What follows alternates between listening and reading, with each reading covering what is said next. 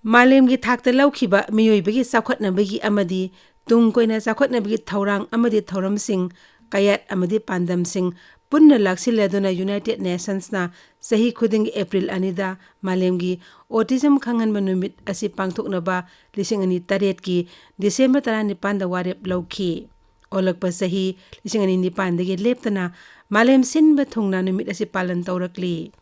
Autism haibasi punsi chupagi oina mioi amagi saukhatlakpada asoiba phibam ama lakpana mioi adugi thopki thabak mapung phana pangthokpa ngamhandabadagi tholakpani haibasi khangna laukiba warepni phibam asi Malemgi jaga khudingmakta sang wangna lakpa asina miyamgi oina laukhatpa laik laisu tambiba akselgi sem saba amadi sarkar ate agency singna lakhotlakpa thaurang kaya thabakta onthoknaba laknabada tonganba fol ama saungna pirakpa asina phibam asi Malemgi thakta amde UN da yauriba laibak singda haksinna lawdaba yadaba wafam ama oirakli laibak singi chanabi amadi thajanabi kaya da yumpham oiraga autism gi phibam da lairiba mioi singbu phibam aduna maram oiraga miyam hanthana yengbiba misang mikhai naina loinaba kaya asi achouba singnaba ama oi Mimanadriba mioi kayagi mapung phaba mioi bi hak lei amadi makhogi punsi mamal adu khangna laibak miyamna makhogi mathau tawgadabani haibasi maleng miyam hupna yanaraba wafamni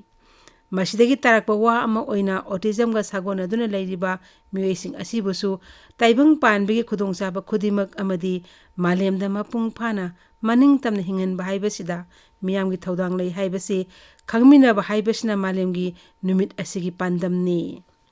mi amana malemda phangriba khudongchaba amadi maning tamba asi mipung khudingmaksu phanghangadabani miga gi marakta khenaba thamdana Malemgi sakhotpagi lambi ama yatgadabani amadi tungkoiba sakhotpa haibasida haksangi phibam amadi kusu lamgi khenaba amadi lainingi khenaba thamdana punna sakhotminagadabani Zat bizat khaiba haksangi phibam amana atopa amadagi hena lumna lawba haiba simag sakhotminaba haiba mityeng asigi taiwonnabani aduna autism ga sagonaribe mioi singi lamchat sajat ka atopa ga khenaba yai makhogi wangang sangang amadi thabak khutau laktauga atopa singa manadaba yai makhoibu hongannaba honabadagidi makhoibu khangbiba changi imung manung kairoi leikai leibak miyamna makhoida yengba miengdagi makhoida atopa pungning wakhalgi sadharangi phibamdagi nathai handuna sadharandagi lapthokpa atopa phibamsing ohellakpa yai masigi manungda makhoida pungning changbiba watpadi oirakpa phibam tumba yadaba khoisaungnabana sadharandagi lapthok halakpa nungsuk nungjanaba natraga sarai hobani singba kaya ama ohellakpa yai aduna makhogi phibam hongannaba honnabadagidi haujiki oina makhoibu khangbiba haibasina hena maru oi mipung khudimak amaga mawong amada natrag amada khenai khudimak manaba nate samas haibasi manaba mi ngaktana semba nate adubu amaga aningba apama phongdokna duna semgoliba samaski jagor asi semgatlibani atopagi lamchat sajat asina atopada natraga apunba mipun punsi aduda kahenba natrabadi atopagi lamchat sajat adu hongannaba sapu piba mathau tade adu oirabadi autism ga sagonariba miyoising asi samas asigi manungda lairiba miyoi amani haina sakhangba amadi makhogi aningba apamba phongdok minnaba amadi makhogi lamchat sajat haibasisu atopa mawong amagi masakni haina lawba changi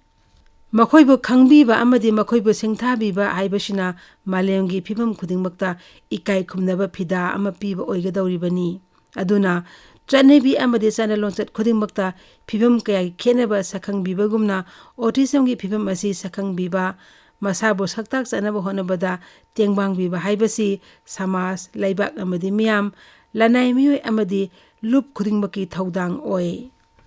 haksangi oiriba phibam amadi singli naurigi asoiba soidaba kayana ohelakba mioi amagi phibam haibasina miyoiba amagi mamal hantahanba yaroi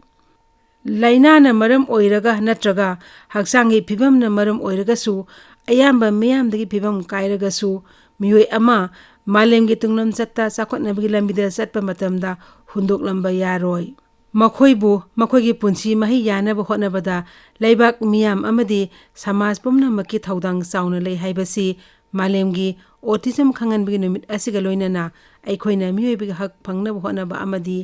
अतोपगी हक फंगनबदसु मतेंग पांगबा चंगी हाइबसी खंगमिन्नरसी।